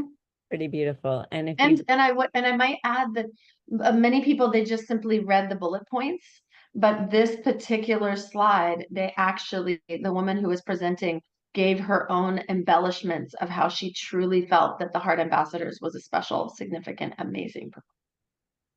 it would be so fun. I wish we had a video of that to know what she said and Yeah. how she learned about us. That's very moving. And Mm. so the policies that we influenced in the final leaders declaration, and you have to imagine tens of thousands of pages of inputs are basically reduced to 18 pages of what the leaders are willing to ratify. It's a pretty wild game. And I would say our inputs had influence on about 5 or 6 policies in the final leaders declaration, which we've highlighted in yellow on our website if you want to go explore what they were. But top among them was the policy to recognize the importance of foundational learning, literacy, numeracy, and lifting social emotional learning on par with literacy and numeracy as the primary building block for education and employment. And then we had sort of other influences on other policies, but that was the core of our recommendation. And so, and as you all know, the policy I was very excited about, and the only one where the leaders agreed to give it a timeline. All of the policies had timelines as consulted from the C20, and the leaders conveniently removed those to let themselves off the hook, except this one, to emphasize the importance of healthy ecosystems, biodiversity, desertification, drought, and land degradation, pollution, food insecurity, and water scarcity. And as a result, to commit to restoring by 2030. They gave themselves a very ambitious goal, at least 30% of all degraded ecosystems. That's a huge achievement because the G20 is an economic summit. So that means countries, 49 countries that participate in the G20, because the European Union is part of it, are required to create budgets that will manifest these policies. And so we're actually using the G20 policies in mental health and education now to speak to elected officials in the state of California, saying, well, if you do this work with us, you'll be ahead of the curve on policy compliance from the G20. And so HeartMath, we've always been a little bit of a Magellan ship to HeartMath. But this activity put us on our radar, on their radar. So they put us in their newsletter for it.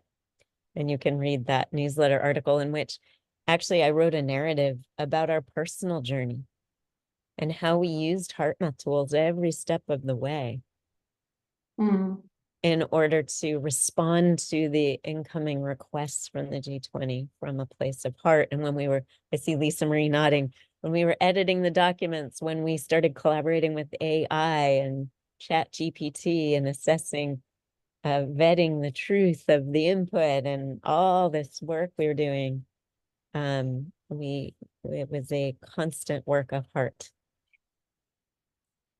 And so Heart Ambassadors listed as a best practice. Some of you don't really know our overview, but we currently have 70 members from 10 different countries. And so we present ourselves as a daily practice community that both sends heart to the world and receives technical skill building to be of world service and opportunities to be of service. I think Nancy had to go, which is too bad because this is her project. Oh, there she is. You want to speak to this? And anyone who wants a magnet for your car can get one from Nancy. Go ahead, Nancy. This is all. Yeah, I'm working on a design for that kind of updates this with Fyera's current colors and things like that. Yeah, I guess that's all I want to say. But good to drive around with it on. This is her Meals on Wheels for the Soul. Yeah. And this was more information for our board. So in the interest of time, I'm going to trundle past that. Yeah, I can see you have some takers in the chat, Nancy. Okay. I'll contact anybody and arrange to get you one.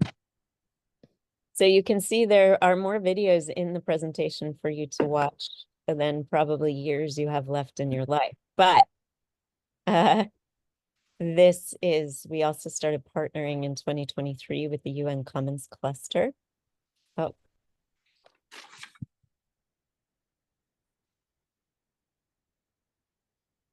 Am I back? Okay, I'm back. You're back. So we started partnering with the UN Commons Cluster Working Group, part of the NGO Major Working Group at the UN, and we presented HeartMath to them. This is where you can find our Chilean delegation's presentation here. Hold on, there it is. You get your choice, Spanish or English, and the book that they created, so you can watch that. And our fraud presentation is here. So if you want to watch that, I mean, I do recommend leveraging some of these resources. They're powerful. Robert and I also spoke at Pathways to Peace UN presentation on moving the needle on equality and empowerment for women and girls. And you can watch that here. We were on a shared panel. And then we attended the UN Water Conference. We sent an in-person delegate. And we did a water action commitment, which you can see here. It is on the UN Department of Economic and Social Affairs website called The Ripple Effect. We've been talking about that all morning. Partnering with Heart to create coherent concentric circles of water and dignity for all. You can read our water action commitment on the UN website. And you can also watch if you go to our special webpage on UN Water, on this slide, you can find the link to a video of a 3-hour panel we did at the water conference. It was supposed to be, what was it supposed to be, 90 minutes? And no one wanted to leave. It was supposed to be 90 minutes and we were there and there were like 98 people that stayed all 3 hours. Including, again, elected officials from Zimbabwe. And one of the reasons that we finally stopped it is because we had had a water disaster the day before here in our town, an atmospheric river Blum cyclone. And everyone was arriving in the office. We had to leave our house because we had no power, no internet, and go to our business office, which had also been partially destroyed. But they had a backup generator with internet, and the crew had arrived to start cleaning up the disaster. So that's why it finally ended. Many of you know that we partner with Kaiser Permanente, a medical service in the state of California and many other states in the US with over 10 million members. And so I was invited by the president of Kaiser Permanente to do this podcast on love. And you can listen to the podcast if you haven't already, 20 minutes in this presentation. And we also started a partnership with the San Francisco Department of Public Health, and that has certainly blossomed. One of their physicians that works with the homeless was here on site with us 10 days ago to co-present with us our work to the California Select Committee on the Mental Health Crisis. But this is Janae Johnson, who at the time of the beginning of our partnership was the director of Trauma-Informed System for Systemic Racism in the city of San Francisco as part of their Department of Public Health initiatives. And she has since become a HeartMath trainer, and we've done a huge amount of work for her. We also sent our first youth delegate to the UN in 2023. This is Sarah. who had won many, many science fair awards in high school for her creation of a biofilter for water using pomegranate and orange rind. So a completely biodegradable water filter and absorbent.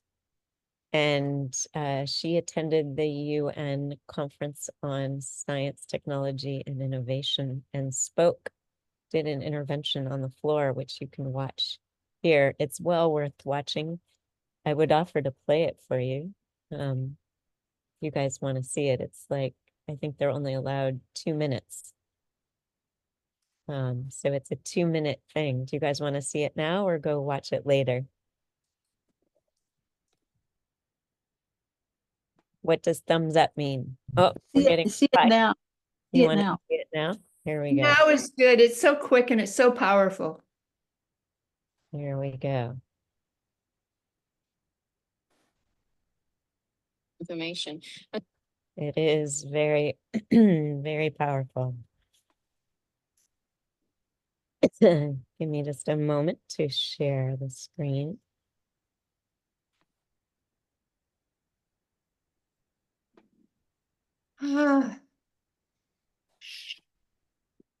As well as building understanding and awareness about their rights and risk mitigation online, among other things. Thirdly, protecting privacy in the digital spheres. This is a crucial element to prevent and eliminate all forms of violence, including sexual violence, sexual and gender-based violence, sexual abuse, sexual harassment, cyberbullying, and cyberstalking, as well as any form of discrimination online, which restricts the full, meaningful, effective participation of all women. 5, eliminating bias in algorithms and AI, which perpetuates patterns of inequality and discrimination through technology and creates new forms of violence against women. Along these same lines, we underscore the importance of intergovernmental conclusions from the 67th session of the CSW. We further underscore the importance of implementing and integrating these recommendations in intergovernmental processes, particularly in the discussion of the Global Digital Pact, to contribute significantly to closing the gender digital divide. Thank you very much. Thank you for keeping the time. Next, I would like to call the Fyera Foundation. The floor is yours. Thank you so much for the floor. Distinguished honors and excellencies, my name is Sarah, and I am a youth delegate from the Fyera Foundation and HeartAmbassadors. I am one of many girls globally that could benefit from the changes in policy to bridge the gender gap in STI. I would like to invite all of you right now in the audience to participate in a simple coherence breathing technique, and I'll explain its importance in a moment. But right now, I would like all of you to consider a girl that you care about. And while doing so, focus your attention in the area around the heart in her honor. As you breathe in, imagine the breath flowing in through the heart and out through the heart. And radiate your care for this girl to live her highest potential in this world. This breathing technique you just did is from the HeartMath Institute and has been demonstrated to increase our cognitive capacity for innovation and enhance solving and solution seeking, as well as reduce implicit bias and discrimination. This intervention has been adopted at the C20 Gender Equity Working Group in consultation to the G20. Institutions need to set up advisory boards composed of marginalized communities and youth to raise their voices to help develop inclusive policies, increase funding, and as well bring both policy and community together. We also need to heavily invest in STEM and learner readiness programs for young girls around the world, especially in the least developed countries. The Fyera Foundation has a very powerful quote by our founder. We need to leverage the power of our missions, not our ambitions, to change the world. Let us all use the power and intelligence of our hearts to bridge the gap in STEM and STI. For more information, contact us at support@heartambassadors.com. Thank you. Thank you very much for keeping time.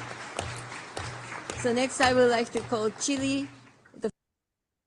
All right, so the fact that they applauded her breaks UN decorum, just so you know. You saw how the Colombian representative was the official delegate from the country of Colombia, and after her went the official delegate from the country of Chile.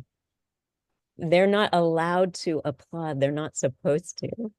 So the fact that they were banging their microphones and applauding her broke UN decorum. It was a pretty special moment. That is Sarah, and she is one of 2 of our youth board members as well as youth heart ambassadors. Phoenix Rose, who you saw at the G20, is another. And we have 6 or 7 youth ambassadors. I think we're going to end up talking about 2024 in a separate meeting, but you'll see that we have launched Youth Heart Ambassadors with them just in the last month. And this is me. I got a chance to meet Sarah when she came and adjudicated a technology competition in Silicon Valley. And so she flew to the Bay Area and we took a boat ride under the Golden Gate Bridge together last year. So we've also been doing a huge amount of trauma recovery work in Israel, Palestine, with foster care and municipalities and government agencies and NGOs. This is a program with the Safe and Sound Foundation, which is designed to educate families in inner city San Francisco to prevent child abuse. I see Lisa Marie nodding because I think you were part of this, the delivery of this program, weren't you, Lisa Marie? Anything you want to say about it? Yeah, it was just a tremendous opportunity. We had just trained Will like weeks before, and he said, I'm doing a full day. And so the Heart Ambassadors jumped on board, and pretty much everyone participated. Sandra, myself, and Melinda, and we all just broke up the whole day of Resilience Advantage and asked for volunteers from his group who were also just weeks ago trained, and everyone jumped in. It was one of the most, I couldn't believe how smooth it went. We were all sending so much heart to it, and I helped with a lot of the admin for Will. But it was the heart that just made the day of people coming and going, doing these Zoom presentations so smooth. It was on time and it was well attended, and it was people participated and were really excited to have this body of work brought to them. Yeah, it was really fun. And Will is has left his position and is looking for a new job, by the way, if anyone catches anything on their radar. And then we continued our legacy at HLPF, and Sandra did an intervention on the UN floor. Shall we play your video, Sandra? Yeah, we're getting, Yes. you're getting over. Yes, of course. All right. Hold on, let me make sure you can see the proper screen. Here she comes. She did an amazing job.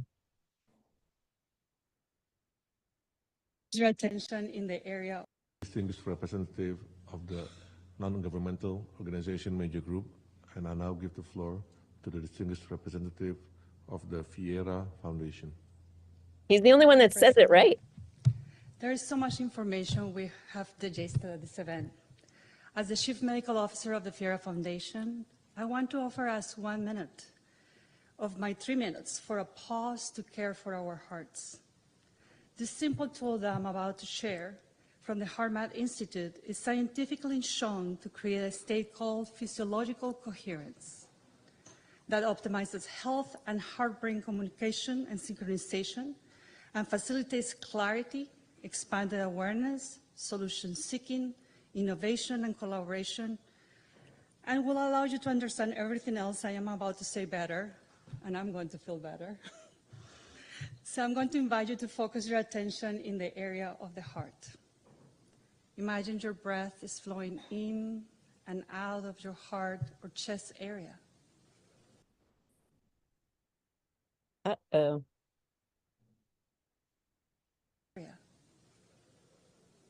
The internet wanted us to breathe longer there. And deeper than usual. Make a sincere attempt to experience appreciation or care for something or someone in your life.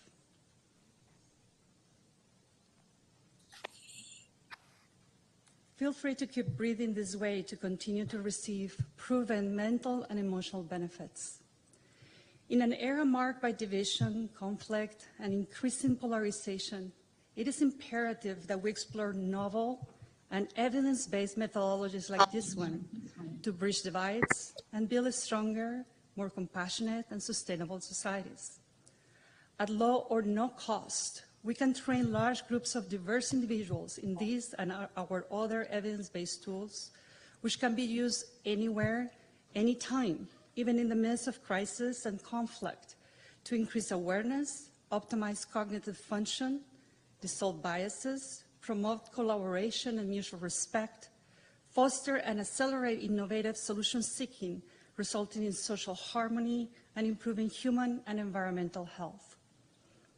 The Fyera Foundation offers itself in consultation to governments wishing to incorporate this intervention in their implementations of VNR strategies by writing us at support@HeartAmbassadors.com. We call on you to incorporate self-regulation, coherence building skills personally and for your populations as a strategy for accelerating and increasing the efficacy of the action plans in your VNRs. Tools for self-regulation based on the science of interconnectedness of the earth and all living things are keys to opening the door to the fulfillment of the 2030 Agenda. Thank you. Yay! I thank the distinguished representative of the Fyera Foundation. I now give the floor to the distinguished representative. Bravo, Sandra.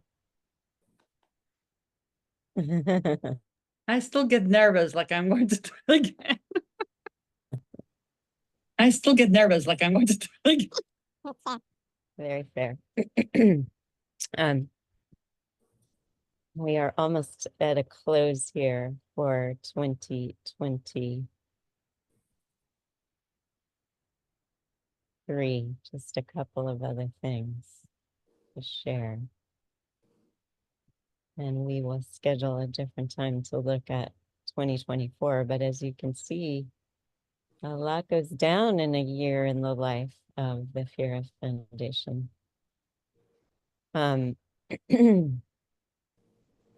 Sandra and our youth delegate, Sarah, also presented in collaboration with UN Commons Cluster at this event at the High Level Political Forum. And actually, the Commons Cluster has a request for a Heart Ambassador to participate at the HLPF this July. If anybody wants to go as a last minute addition, Sandra needs to be here to work with us on our state and hospital interventions. But we sent Ryan back to rescue animals from the Maui fires. And we also have had a very extensive response beginning early in October to the Hamas-Israel conflict, and have been doing consistent trauma trainings on a weekly basis in the Middle East since October for refugees fleeing the border conflict and really on all sides of this horror. And we have a quote here that we read in a Heart Start call as we engaged this work from a Jewish mystical text called the Talmud. Do not be daunted by the enormity of the world's grief. Do justly now, love mercifully now, walk humbly now. You are not obligated to complete the work, but neither are you free to abandon it. And we could really end the whole thing right there, but we've had the entire Resilience Advantage program translated into Hebrew and have been doing that work as a primary focus since 2023. We've also consulted to many other nonprofits. This is just a nod to that work. But this has really been the diving board to our focus in 2024, which is in December of 2023. I testified in a public hearing on the state of California's mental health crisis.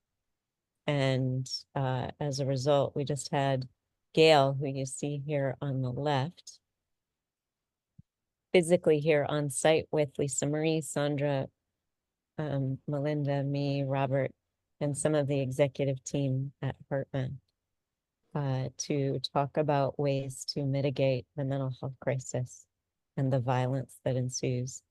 This is Robert photographing my interaction with the committee at the public hearing.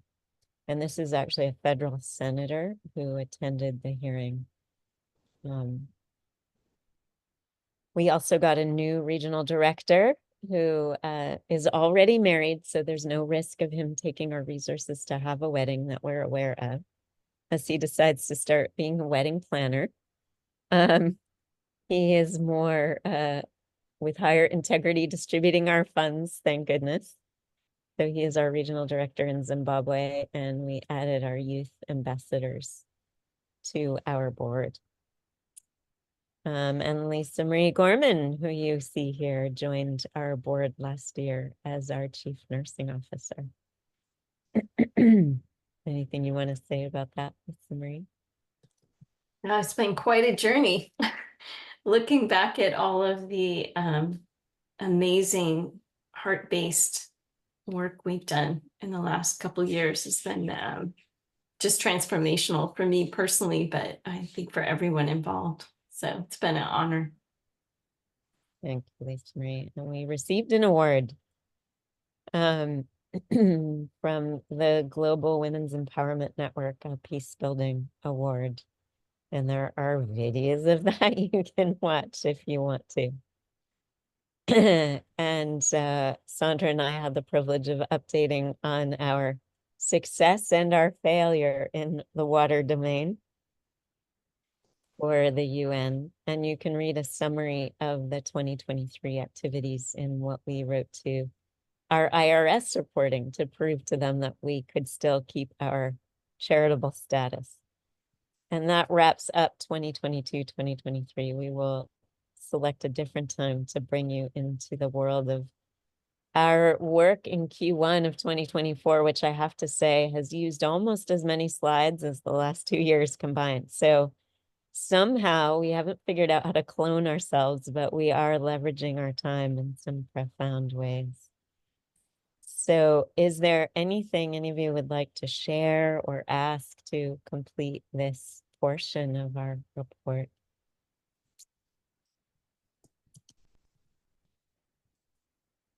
Yeah, let's take a breath, Tracy's.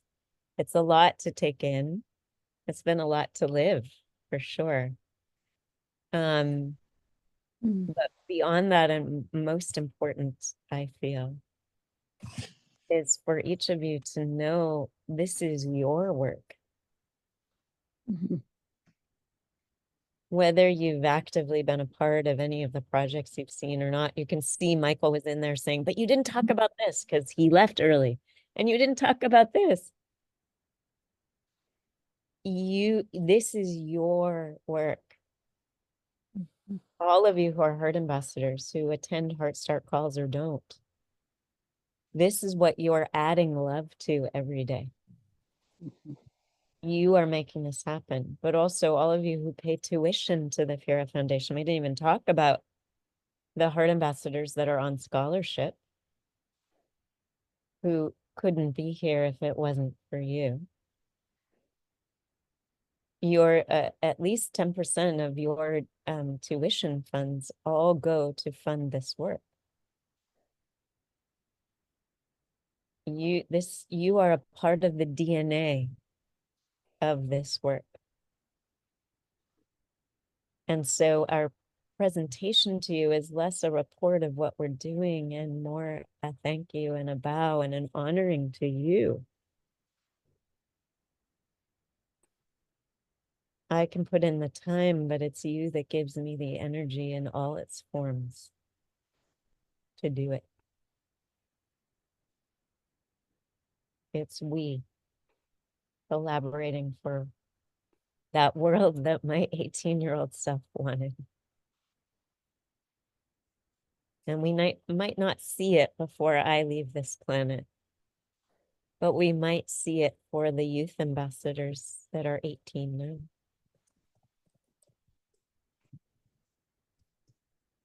And wouldn't that have been worth it? And whether we do or whether we don't, we can come back to Greg Boyle and say, is Lashady a failure because she died?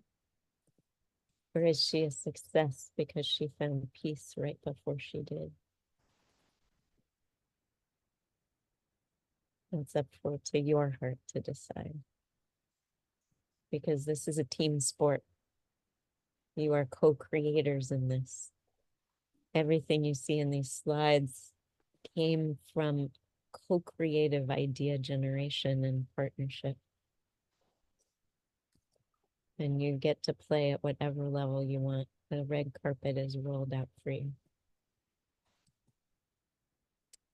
Anything anyone wants to share or ask to complete our time together this morning or evening for some?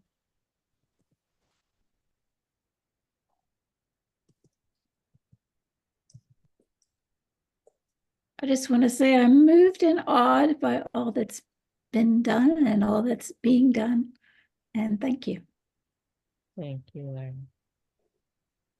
And you could add to that all that you have done. I sometimes skip the Lazarus quote of the week, but this week I happened to read it and I would like to share it because I think it goes like a nice bow to wrap all this up. Please do. That's okay. It says, in the breathless hush of beauty, in its still reverie, you can find an indescribable whisper of hope. Hope can lift accomplishments into their realm of achievements. Hope can illuminate new dreams and visions, and it can light the avenues to bring those dreams and visions into manifestation. Seek beauty and listen to the whispers of hope. Well, you're reminding me, Sandra, that our vision is so clear to be a consultative presence to the United Nations. It happened 12 years ago when we were dreaming doing the Lazarus Dreaming a New Dream series, which all of you have as an elected. And I wrote it up as a proposal and sent it to Lazarus.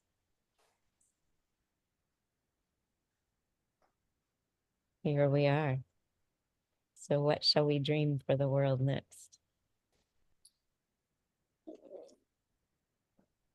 All right, dreamers, let's get about the work of dreaming dreams for a world that we all want to live in and leave to those who come after us. Yeah. Much love and gratitude for all. Thank you. Much love, everyone. Thank you so much. So much gratitude. Goodbye, everyone.